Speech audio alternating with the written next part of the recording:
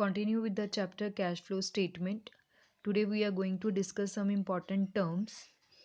The very first term is cash. Cash comprises of cash on hand and demand deposited with banks. Cash का मतलब होता है वो वाला पैसा जो कंपनी के पास ही है या हमने अपना पैसा बैंक में डिपॉजिट करवाया है, वो दोनों के दोनों आइटम्स किसके बीच में इंक्लूड होती हैं, उसको कैश ही मानते हैं. Second is cash equivalents. Cash equivalents का मतलब होता है जो शॉर्ट टर्म होती है. शॉर्ट टर्म का मतलब जिसका टाइम पीरियड अराउंड 3 मंथ्स होता है. Highly liquid investment. Highly liquid investment का मतलब होता है जिसको बहुत जल्दी हम पैसे में कन्वर्ट कर सकते हैं.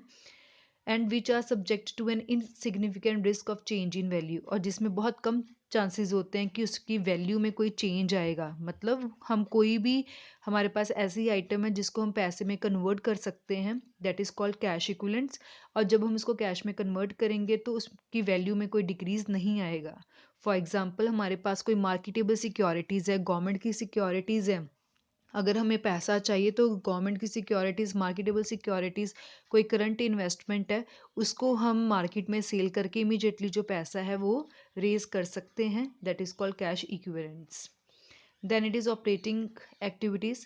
Operating activities are the principal revenue producing activities of the enterprise and other activities that are not investing or financing. Operating activities वो वाली एक्टिविटीज़ होती हैं जो कंपनी की मेन रेवेन्यू प्रोड्यूसिंग एक्टिविटीज़ होती हैं. मतलब जो कंपनी का मेन काम है वो मेन काम करके कंपनी जो रेवेन्यू अर्न करती है, that is called operating activity. और अगर हम इसको दूसरे सेंस में पढ़े तो ऑपरेटिंग एक्टिविटीज़ का मतलब होता है दैट इज़ नॉट इन्वेस्टिंग और financing.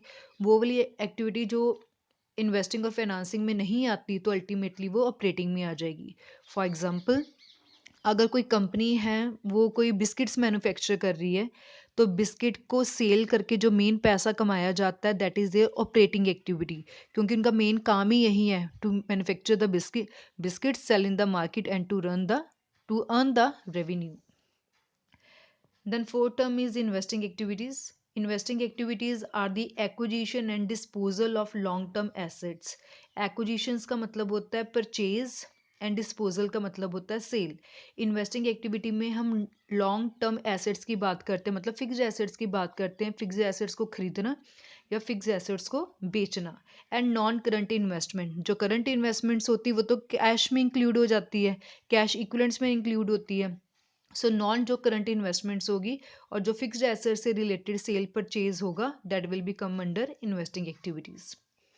Then fifth is financing activities. Financing activities are the activity that result in change in the size and compositions of the owner's capital and the borrowings of the enterprise.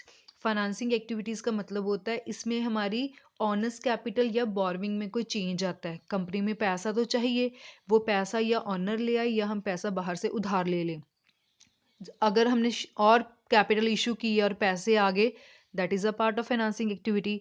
हमने preference share को issue किया, उसको कुछ सालों के बाद वापस redemption करनी पड़ती, उसको पैसा वापस कर दिया, that is a part of financing activity.